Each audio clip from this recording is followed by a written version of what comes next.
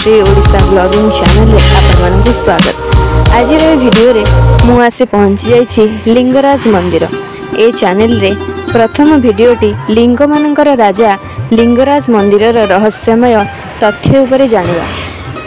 एही मंदिर रे उभय विष्णु एवं महादेव शिव पूजा पाउथिबारु एठारे थिबा लिंग को हरिहर बोली मध्य कुहाଯାଏ। एही मंदिर को राजा जदाति केसरी निर्माण करिथिबा बेले एहार उच्चता 180 फुट बा 55 मीटर उच्चता विशिष्ट।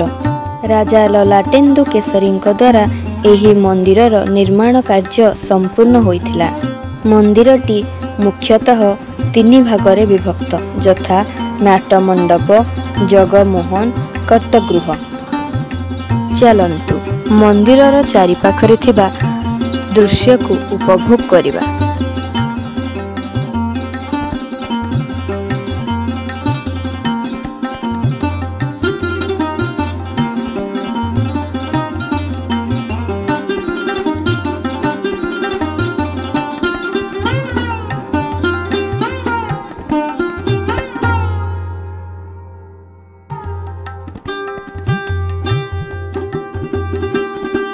मुख्य मंदिर चारिपटे 100 रु अधिक छोट छोट मंदिरर निर्माण मध्य होई अछि। एहार कारुकार्य अत्यंत रमणीय एवं सौंदर्यमय अटे।